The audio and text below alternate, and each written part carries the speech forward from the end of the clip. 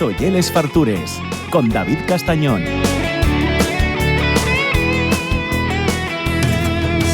Sueño verde y blanco, un corazón, la sangre de mis venas teñida de tu color, alegría de mis penas, la cura de mi dolor. Pasiones, sufrimientos, ilusión, la emoción cada domingo de animar con mi afición, gritando todo junto, Real Betis campeón. Y 100 años que cumplimos ya de historia, 1907 para el Betis año de gloria. Qué tiempos y alegrías que no olvido, orgullo verde y blanco el que yo nunca me he perdido. Bueno, pues ya lo estáis escuchando. Si sois seguidores de Les Fartures, ya sabéis que intentamos que venga cada temporada por lo menos una vez. Y si bien más, pues presta, porque ya la alegría de la vida. Viene al estudio y ya entra con una sonrisa. Y oye, ¿qué queréis que os diga? Presta por la vida tener a Jesús Morata en Les Fartures. ¿Cómo estás, amigo? Buenas tardes, David. ¿Cómo estamos? Un gusto verte por aquí de nuevo. Bien, yo sí que te uso de comodín para que nos informes sobre el tema del aceite, pero es verdad que luego cada vez que vienes esto siempre acaba derivando en cosas muy interesantes. Claro. Bueno, pues me alegro que podamos compartir otro rato, que lo disfrutamos tanto como ustedes. Y nada, aquí estamos para hablar de lo que sea necesario. ¿El Betis qué tal? ¿Va bien? El Betis está como cuando ganamos la Copa, o sea que no te extrañe que ganemos la Conference este año, ¿eh? Míralo, está lanzadísimo, ¿eh? Bueno, a ver. No, la camiseta no la llevas debajo esta vez, No. No hice con ella, vale.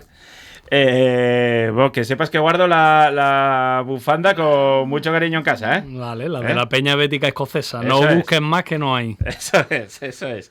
Bueno, ya sabéis que Jesús Morata, cocinero, que cocina en Estrellas Michelin, tiene una gran novedad que contarnos, pero a la vez también elabora aceite en su tierra, en Jaén. Así que a mí sí que me presta que él, aparte de hacer publicidad de su propio aceite, que es buenísimo, nos cuente un poco, bueno, pues cómo ve el tema, que durante estos años fluctuó tanto y tuvo hasta alguna polemiquina, y sí que él vino un poco a poner las cosas en su sitio y a contarnos, desde alguien que está allí y que su familia lleva toda la vida elaborando aquello, bueno, pues cómo está realmente el tema.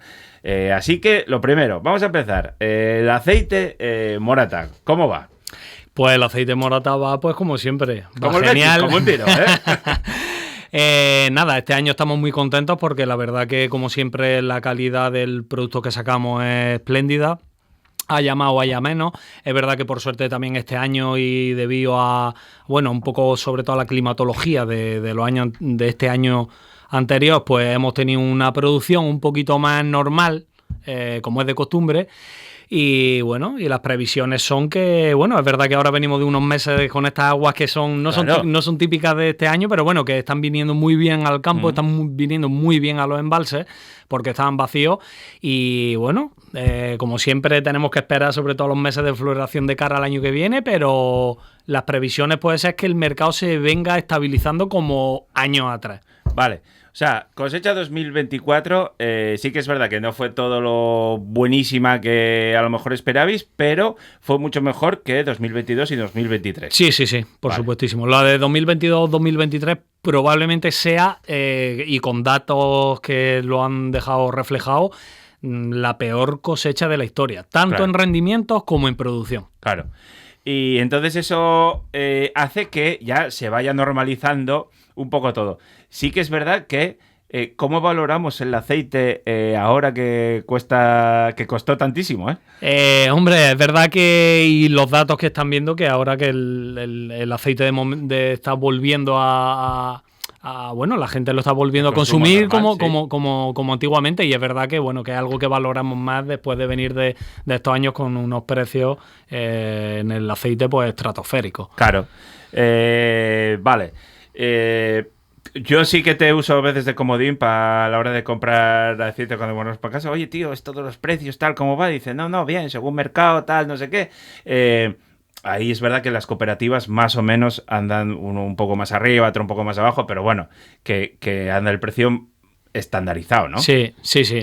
Bueno, ahora es verdad que los precios han bajado tanto, pero también tenemos que decir que para nosotros es de las cosas más importantes, es que el precio que se ha pagado por la aceituna ha sido muy, muy bajo.